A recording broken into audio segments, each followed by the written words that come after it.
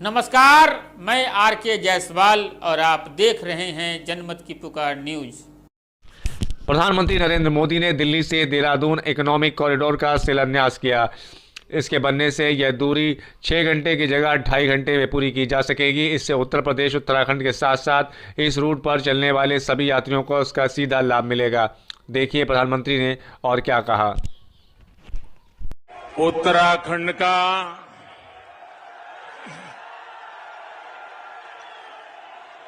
सभी दाना सयाणों, दीदी भूलियों, चच्ची बोड़ियां और भाई बहनों,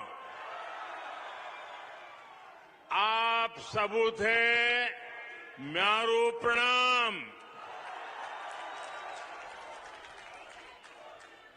मिथे भरोसा है कि आप लोग कुशल मंगल होला।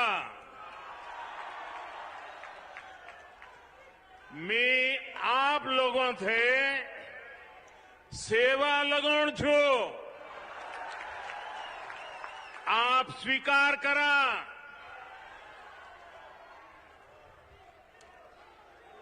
उत्तराखंड के गवर्नर श्रीमान गुरमीत सिंह जी, यहां के लोकप्रिय ऊर्जावान मुख्यमंत्री श्रीमान पुष्कर सिंह धामी जी, केंद्रीय मंत्री परिषद के मेरे सहयोगी प्रहलाद जोशी जी, अजय भट्ट जी,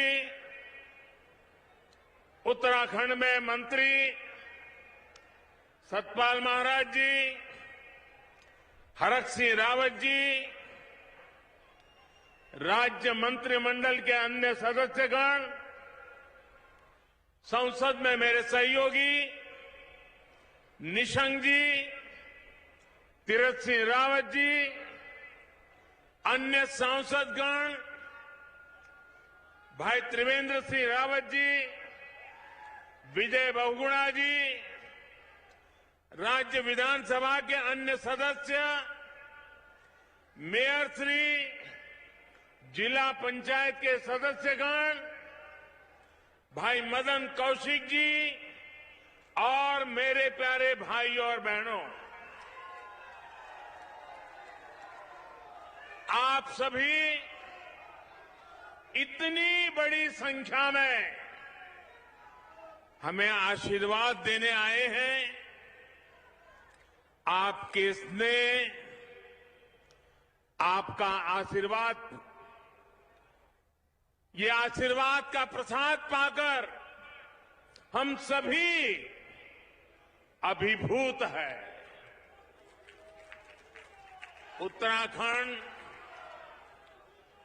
पूरी देश की आस्था ही नहीं, बल्कि कर्म और कठोरता की भूमि है। इसलिए इस क्षेत्र का विकास, यहां को भव्य स्वरूप देना डबल इंजन की सरकार की सर्वोच्च प्राथमिकता है। इसी भावना से सिर्फ बीते 5 वर्षों में उत्तराखंड के विकास के लिए केंद्र सरकार ने 1 लाख करोड़ रुपए से अधिक, 1 लाख करोड़ रुपए से अधिक, 1 लाख करोड़ रुपए से अधिक परियोजनाएं स्वीकृत की हैं। यहां की सरकार इनको तेजी से जमीन पर उतार रही है।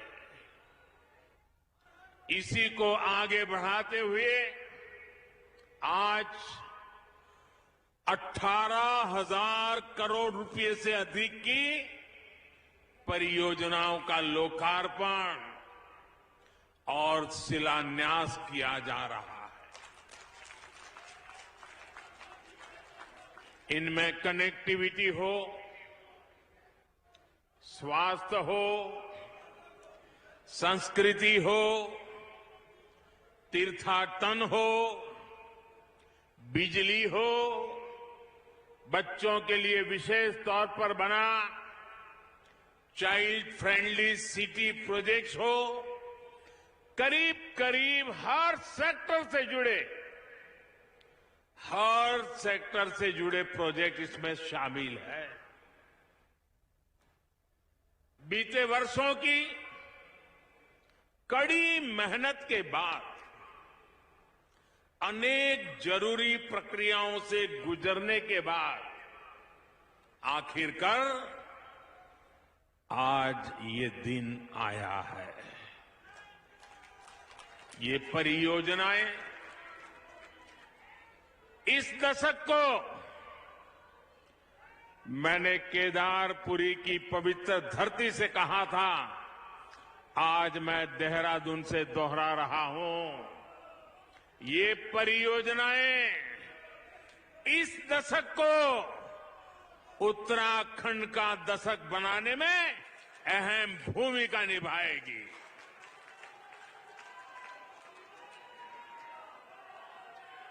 इन सभी प्रोजेक्ट्स के लिए उत्तराखंड के लोगों का बहुत बहुत अभिनंदन करता हूं, बहुत बहुत बधाई देता हूं।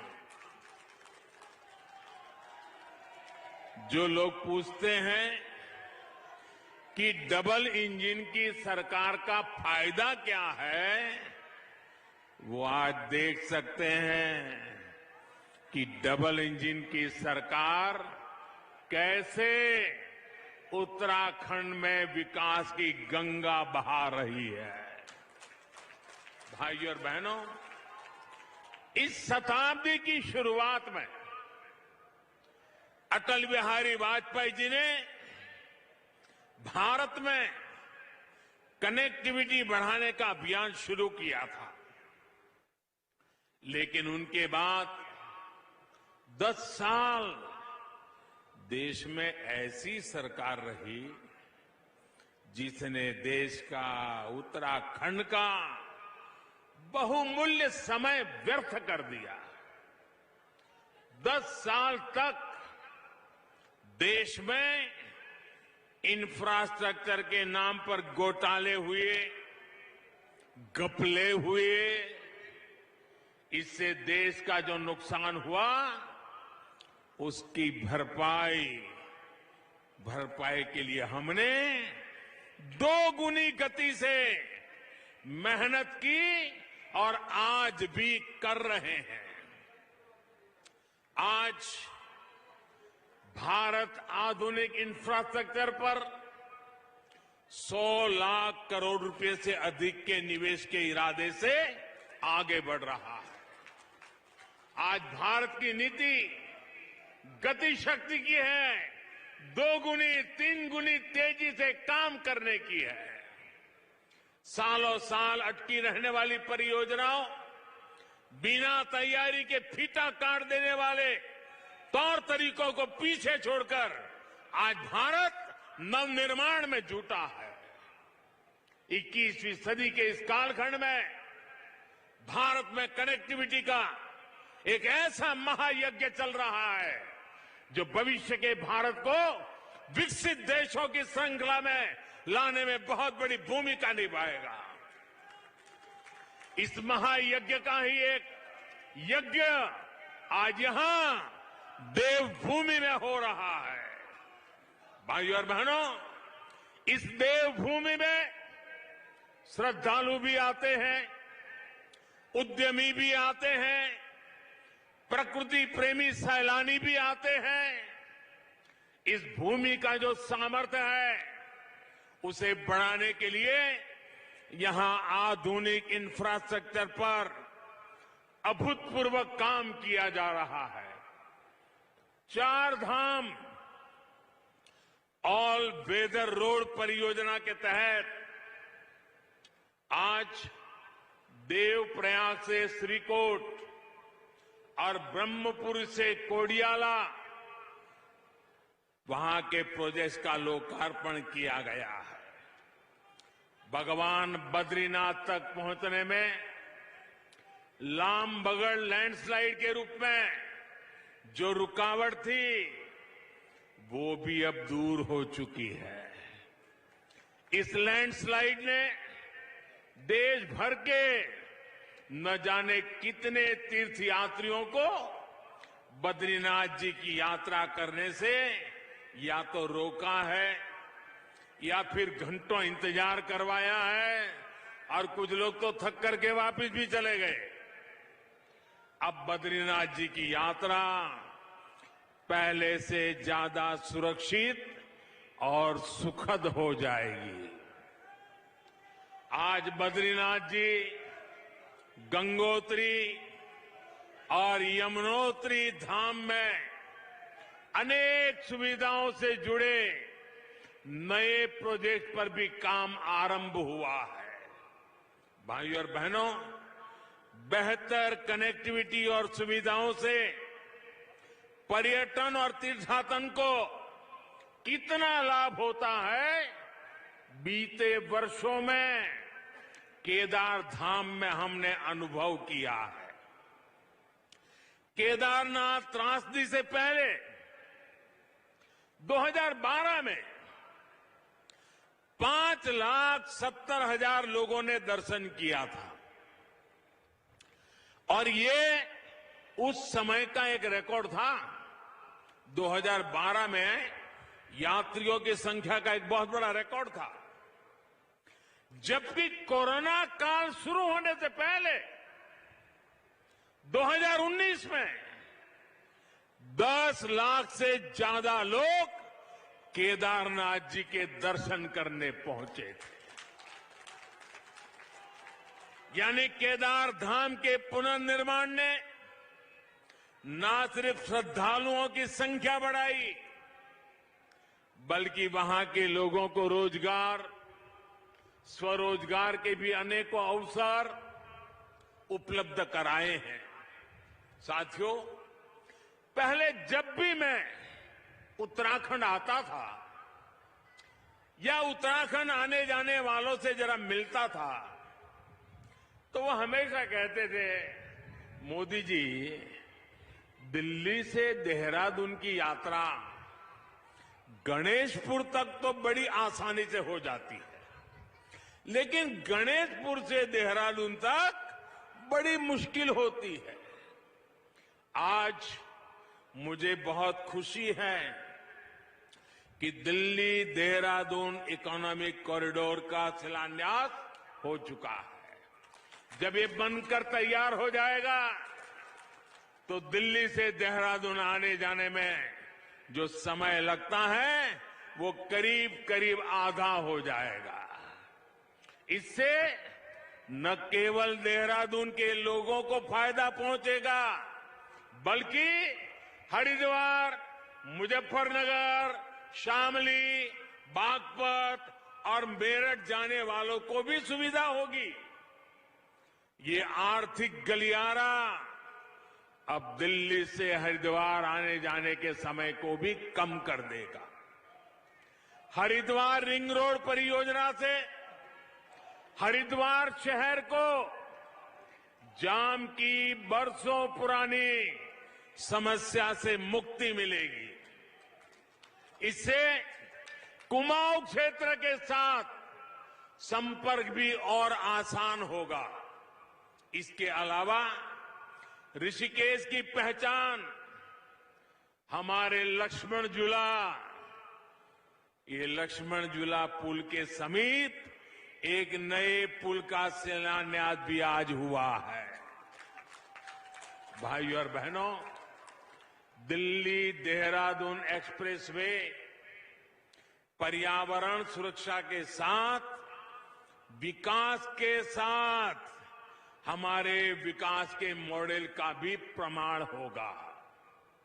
इसमें एक तरफ उद्योगों का कॉरिडोर होगा तो इसमें एशिया का सबसे बड़ा एलिवेटेड वाइल्ड लाइफ कॉरिडोर भी बनेगा। ये कॉरिडोर यातायात तो सरल करेगा ही, जंगली जीवों को भी सुरक्षित आने जाने में मदद करेगा। साथियों, उत्तराखंड में औषधीय गुण वाली जो जड़ी बूटियां हैं, जो प्राकृतिक उत्पाद है, उनकी मांग दुनिया भर में है। अभी उत्तराखंड के इस सामर्थ्य का भी पूरा उपयोग नहीं हो सका है। अब जो आधुनिक इत्र और सुगंध प्रयोगशाला बनी है, वो उत्तराखंड के सामर्थ्य को और बढ़ाएगी। भाइयों और बहनों, हमारे पहाड़, हमारी संस्कृति, हमारी आस्था के गढ़ तो है ही, ये हमारे देश की सुरक्षा के भी कीले हैं। पहाड़ों में रहने वालों का जीवन सुगम बनाना देश की सर्वोच्च प्राथमिकताओं में से एक है। लेकिन दुर्भाग्य से दशकों तक जो सरकार में रहे, उनकी नीति और रणनीति में दूर दूर तक ये चिंतन कहीं नहीं था। उनके लिए उत्तराखंड हो या हिंदुस्तान के और क्षेत्र, उनका एक ही इरादा रहता था, अपनी तिजोरी भरना, अपने घर भरना, अपनों का ही ख्याल रखना। भाइयों बहनों,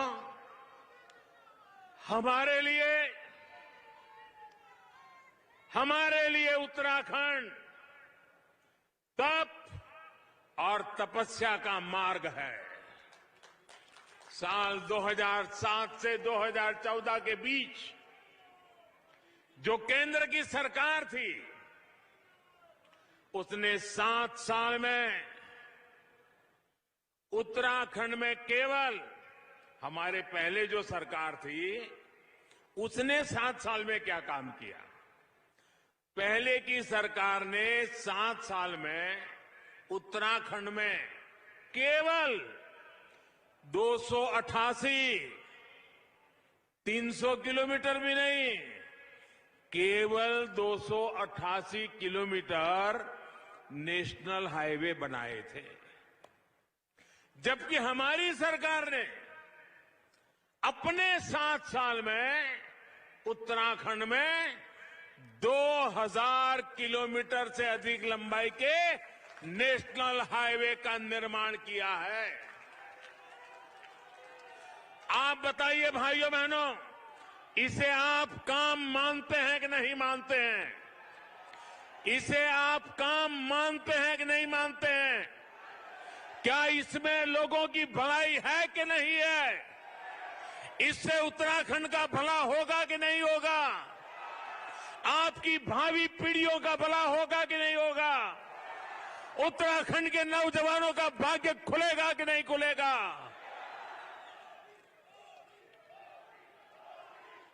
इतना ही नहीं, पहले की सरकार ने उत्तराखंड में नेशनल हाईवे पर 7 साल में 600 करोड़ के आसपास खर्च किया। कितने 600 करोड़। कितने समय में? 7 साल में। 7 साल में कितना खर्चा किया पहले वालों ने? 600 करोड़। कितना किया? अब जरा सुन लीजिए, जबकि हमारी सरकार ने इन 7 साढ़े 7 साल में 12,000 करोड़ रुपए से अधिक खर्च कर चुकी है। कहां 600 करोड़ और कहां 12,000 करोड़ रुपया। आप मुझे बताइए,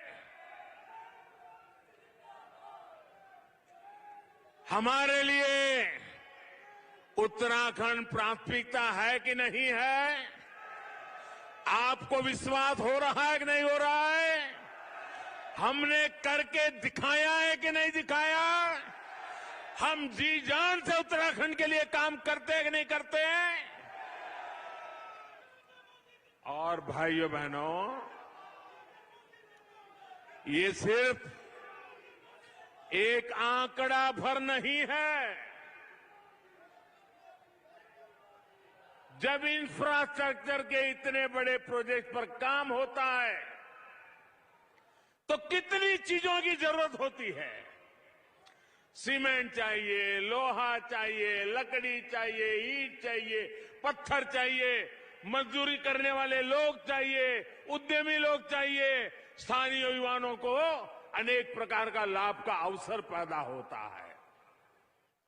इन कामों को जो श्रमिक लगते हैं, इंजीनियर लगते हैं, मैनेजमेंट लगता है, वो भी अधिकतर स्थानीय स्तर पर जुट जाते हैं। इसलिए इंफ्रास्ट्रक्चर के ये प्रोजेक्ट अपने साथ उत्तराखंड में रोजगार का एक नया इकोसिस्टम बन रहे हैं, हजारों युवाओं को रोजगार दे रहे हैं। आज मैं गर्व से कह सकता हूं, 5 साल पहले मैंने कहा था, जो कहा था उसको दोबारा याद कराने की ताकत राजनेताओं में जरा कम होती है, मुझ में है।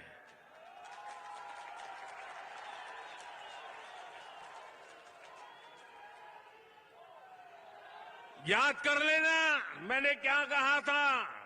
और आज मैं गर्व से कह सकता हूं,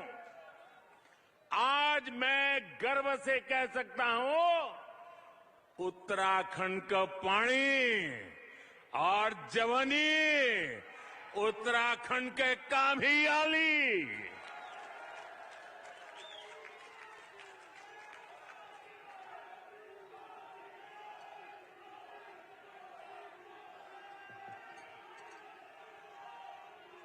साथियों, सीमावर्ती पहाड़ी क्षेत्रों के इंफ्रास्ट्रक्चर पर भी पहले की सरकारों ने उतनी गंभीरता से काम नहीं किया जितना करना चाहिए था। बॉर्डर के पास सड़कें बने, पुल बने, इस और उन्होंने ध्यान नहीं दिया। वन रैंक वन पेंशन हो, आधुनिक अस्त्र शस्त्र हो, या फिर आतंकवादियों को मुंह तोड़ जवाब देना हो, जैसे उन लोगों ने हर स्तर पर सेना को निराश करने का, हतोत्साहित करने की मानो कसम खा रखी थी। लेकिन आज जो सरकार है वो दुनिया के किसी देश के दबाव में नहीं आ सकती। हम राष्ट्र प्रथम, सदैव प्रथम के मंत्र पर चलने वाले लोग हैं। हमने सीमावर्ती पहाड़ी क्षेत्रों में सैकड़ों किलोमीटर नई सड़कें बनाई हैं। मौसम और भूगोल की कठिन परिस्थितियों के बावजूद ये काम तेजी से किया जा रहा है। और ये काम कितना अहम है, ये उत्तराखंड का हर परिवार, फौज में अपने बच्चों को भेजने वाला परिवार ज्यादा अच्छी तरह समझ सकता है। साथियों, एक समय पहाड़ पर रहने वाले लोग विकास की मुख्य धारा से जुड़ने का सपना ही देखते रह जाते थे। पीढ़ियां बीत जाती थी, वो यही सोचते थे हमें कब पर्याप्त बिजली मिलेगी, हमें कब पक्के घर बनकर मिलेंगे, हमारे गांव तक सड़क आएगी या नहीं आएगी, अच्छी मेडिकल सुविधा मिलेगी या नहीं, और पलायन का सिलसिला आखिरकार कब रुकेगा। जाने कितने ही प्रश्न यहां के लोगों के मन में थे।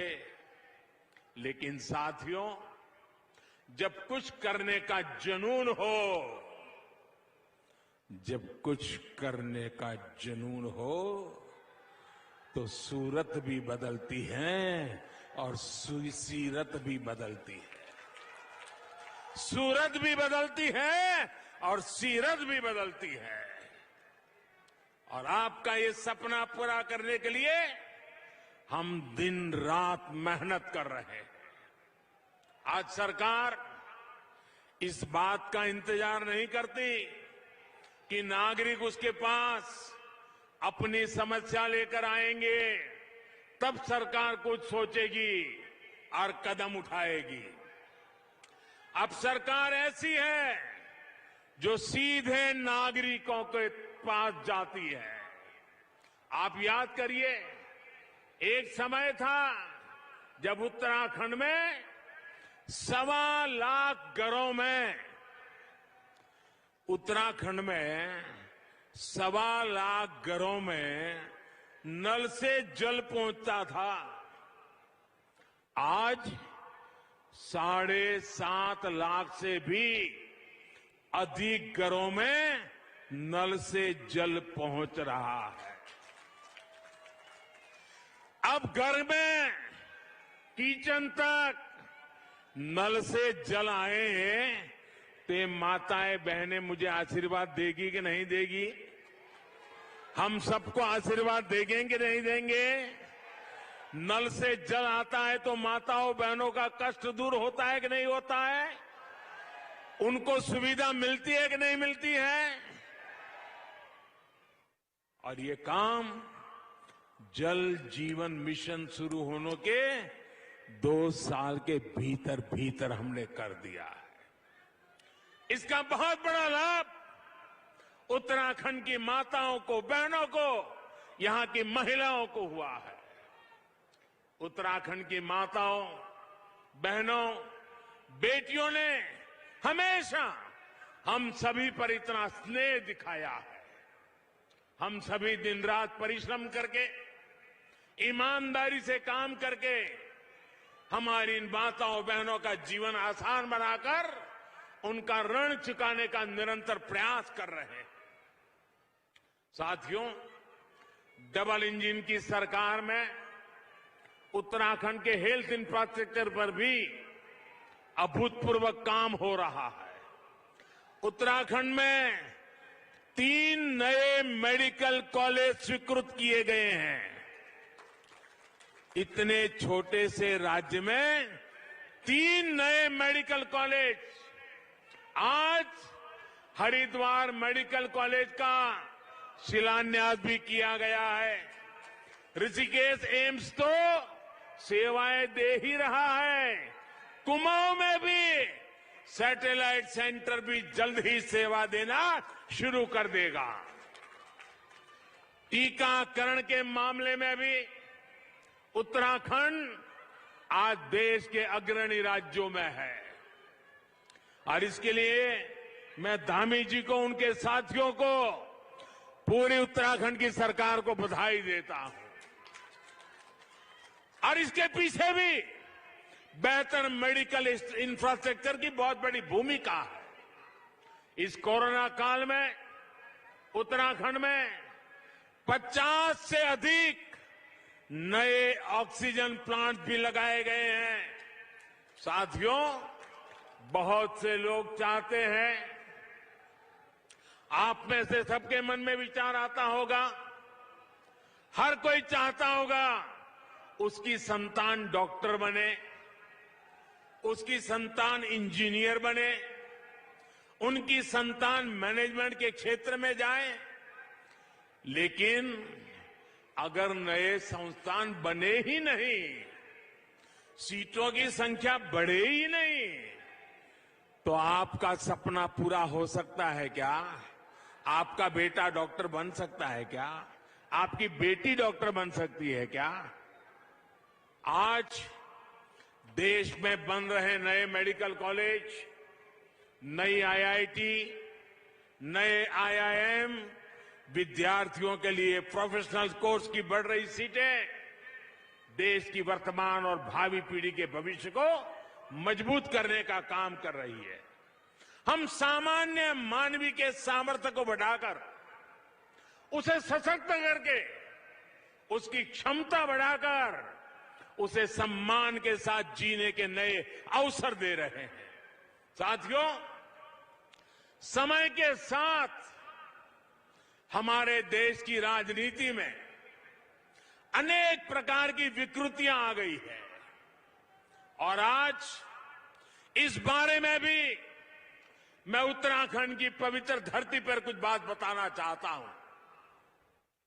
कुछ राजनीतिक दलों द्वारा समाज में भेद करके सिर्फ एक तबके को, चाहे वो अपनी जाति का हो, किसी खास धर्म का हो या अपने छोटे से इलाके के दायरे का हो,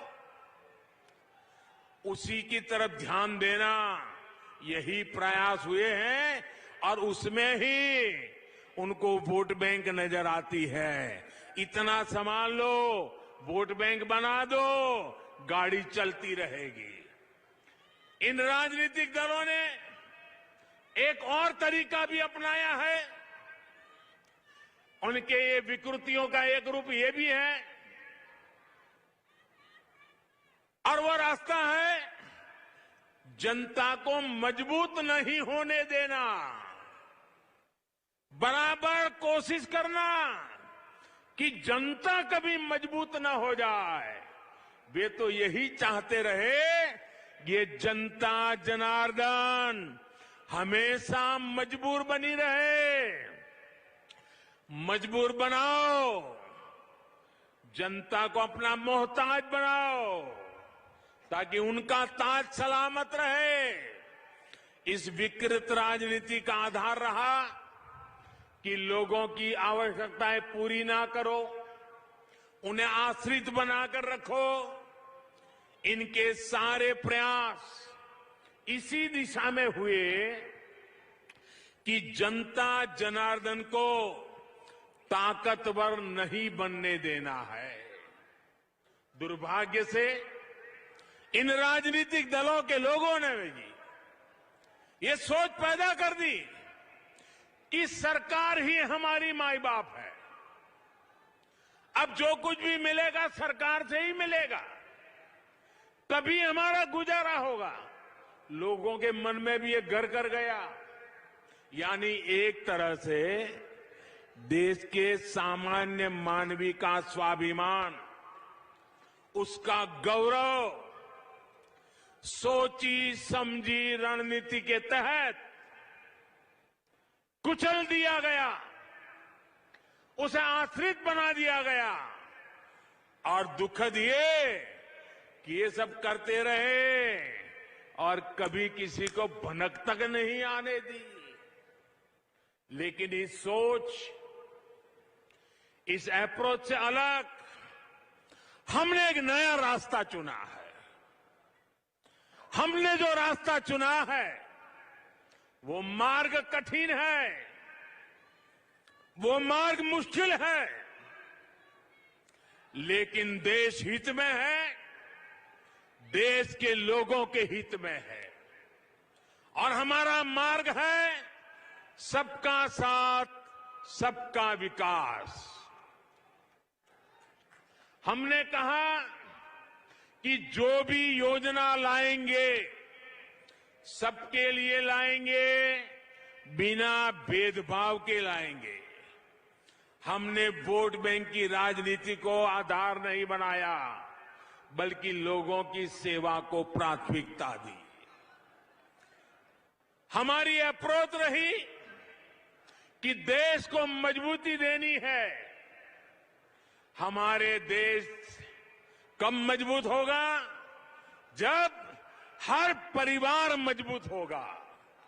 हमने ऐसे समाधान निकाले, ऐसी योजनाएं बनाई जो भले वोट बैंक के तराजू में ठीक नहीं बैठे, लेकिन वो बिना भेदभाव आपका जीवन आसान बनाएगी, आपको नए अवसर देगी, आपको ताकतवर बनाएगी। और आप भी नहीं बचाएंगे, आप में से कोई नहीं चाहेगा कि आप अपने बच्चों के लिए एक ऐसा वातावरण छोड़े जिसमें आपके बच्चे भी हमेशा आश्रित जीवन जिए।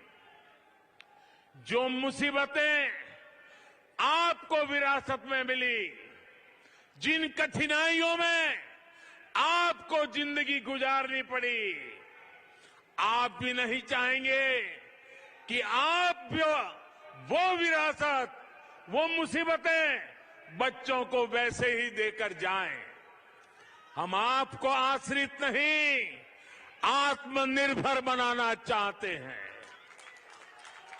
जैसे हमने कहा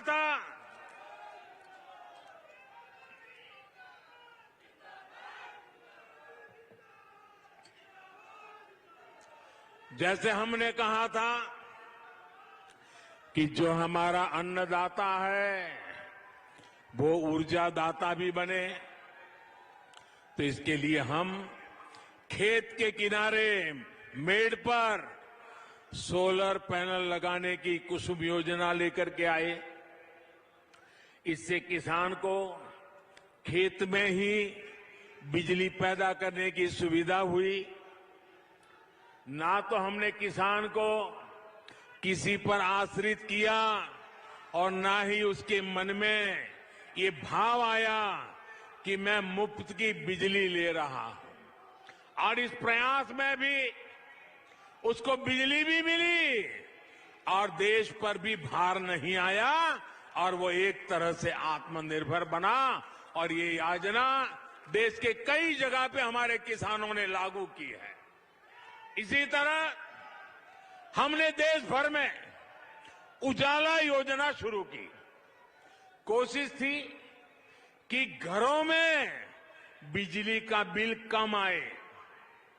इसके लिए देश भर में और यहां उत्तराखंड में करोड़ों एलईडी बल्ब दिए गए, करोड़ों। और पहले एलईडी बल्ब 300-400 रुपये के आते थे, हम उनको 40-50 रुपये तक लेकर के आ गए। आज लगभग हर घर में एलईडी बल्ब इस्तेमाल हो रहे हैं और लोगों का बिजली का बिल भी कम हो रहा है। अनेकों घरों में जो मध्यम वर्ग, निम्न मध्यम वर्ग के परिवार है, हर महीने 500 से 600 रुपये तक बिजली बिल कम हुआ है। साथियों, इसी प्रकार से हमने मोबाइल फोन सस्ता किया, इंटरनेट सस्ता किया, गांव-गांव में कॉमन सर्विस सेंटर खोले जा रहे हैं, अनेक सुविधाएं गांव में पहुंची है। अब गांव के आदमी को रेलवे का रिजर्वेशन कराना हो तो उसे शहर नहीं आना पड़ता, एक दिन खराब नहीं करना पड़ता, 100-200-300 रुपया बस का किराया नहीं देना पड़ता। वो अपने गांव में ही कॉमन सर्विस सेंटर से ऑनलाइन रेलवे का बुकिंग करा सकता है। उसी प्रकार से आपने देखा होगा, अब उत्तराखंड में होम स्टे लगभग हर गांव में उसकी बात पहुंच चुकी है। अभी कुछ समय पहले मुझे उत्तराखंड के लोगों से बात करने का मौका मिला था, जो बहुत सफलता के साथ होम स्टे चला रहे हैं। जब इतने यात्री आएंगे, पहले की तुलना में 2 गुना 3 गुना यात्री आना शुरू हुआ है। जब इतने यात्री आएंगे तो होटल की उपलब्धता का सवाल भी स्वाभाविक है और रातों रात इतने होटल भी नहीं बन सकते, लेकिन हर घर में एक कमरा बनाया जा सकता है, अच्छी सुविधाओं के साथ बनाया जा सकता है। और मुझे विश्वास है उत्तराखंड होम स्टे बनाने में, सुविधाओं के विस्तार में पूरे देश को एक नई दिशा दिखा सकता है। साथियों, इसी तरह का परिवर्तन हम देश के हर कोने में ला रहे हैं।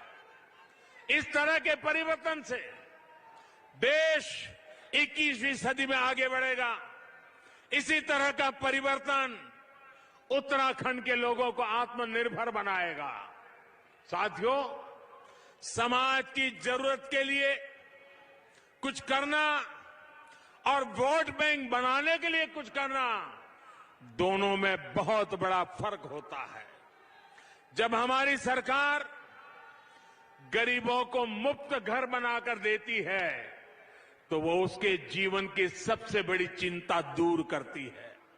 जब हमारी सरकार गरीबों को 5 लाख रुपए तक की मुफ्त इलाज की सुविधा देती है तो वो उसकी जमीन बिकने से बचाती है, उसे कर्ज के चुकू चक्र में फंसने से बचाती है। जब हमारी सरकार कोरोना काल में हर गरीब को मुफ्त अनाज सुनिश्चित करती है तो वो उसे भूख की मार से बचाने का काम करती है।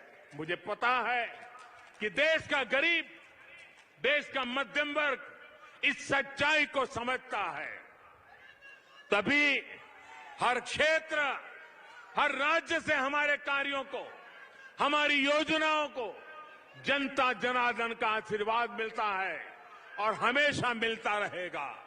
साथियों, आजादी के इस अमृत काल में देश ने जो प्रगति की रफ्तार पकड़ी है वो अब रुकेगी नहीं, अब थमेगी नहीं और ये थकेगी भी नहीं, बल्कि और अधिक विश्वास और संकल्पों के साथ आगे बढ़ेगी। आने वाले 5 वर्ष उत्तराखंड को रजत जयंती की तरफ ले जाने वाले हैं। ऐसा कोई लक्ष्य नहीं जो उत्तराखंड हासिल नहीं कर सकता, ऐसा कोई संकल्प नहीं जो इस देवभूमि में सिद्ध नहीं हो सकता। आपके पास दामी जी के रूप में युवा नेतृत्व भी है, उनकी अनुभवी टीम भी है, हमारे पास वरिष्ठ नेताओं की बहुत बड़ी श्रृंखला है। 30-30 साल, 40-40 साल अनुभव से निकले हुए नेताओं की टीम है जो उत्तराखंड के उज्जवल भविष्य के लिए समर्पित है। और मेरे प्यारे भाइयों बहनों, जो देश भर में बिखर रहे हैं वो उत्तराखंड को निखार नहीं सकते हैं। आपके आशीर्वाद से विकास का ये डबल इंजन उत्तराखंड का तेज विकास करता रहेगा। इसी विश्वास के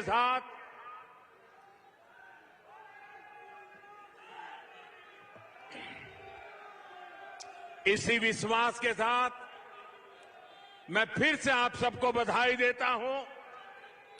आप जब देवभूमि में आया हूं, वीर माताओं की भूमि में आया हूं, तो कुछ भाव पुष्प,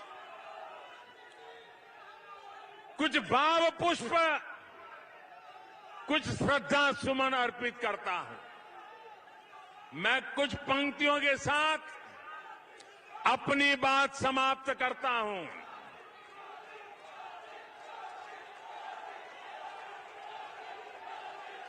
जहां जहां पवन बहे संकल्प लिए, जहां पवन बहे संकल्प लिए, जहां पर्वत गर्व सिखाते हैं, जहां ऊंचे नीचे सब रास्ते बस भक्ति के सुर में गाते हैं। उस देवभूमि के ध्यान से ही, उस देवभूमि के ध्यान से ही मैं सदा धन्य हो जाता हूं।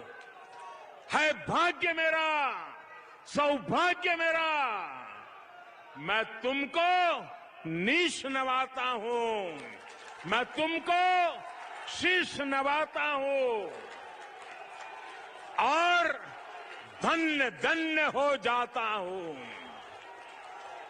तुम आंचल हो भारत मां का, तुम आंचल हो भारत मां का, जीवन की धूप में छाव हो तुम, बस छूने से ही तर जाए सबसे पवित्र वो धरा हो तुम।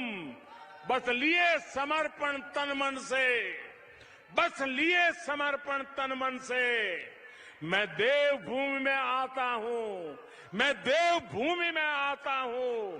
है भाग्य मेरा, सौभाग्य मेरा, मैं तुमको शीश नवाता हूं, मैं तुमको शीश नवाता हूं और धन धन्य हो जाता हूं, और धन्य धन्य हो जाता हूं।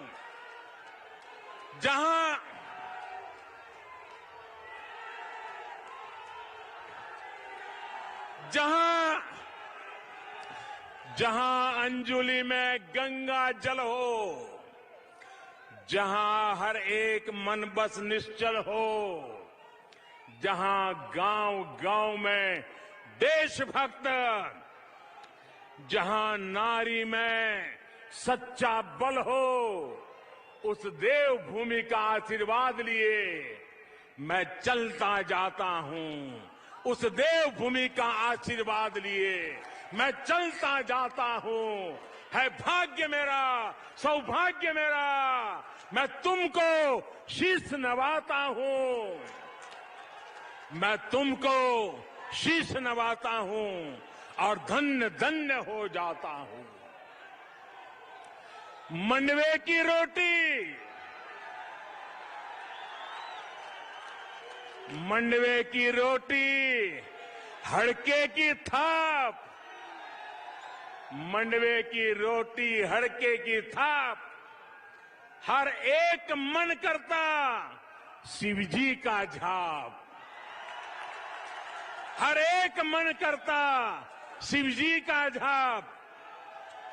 ऋषि मुनियों की है ये तपोभूमि, ऋषि मुनियों की है ये तपोभूमि, कितने वीरों की ये जन्मभूमि। मैं देवभूमि आता हूं, मैं तुमको शीश नवाता हूं और धन्य धन्य हो जाता हूं। मैं तुमको शीश नवाता हूं और धन्य धन्य हो जाता हूं। मेरे साथ बोलिए भारत माता की, भारत माता की, भारत माता की।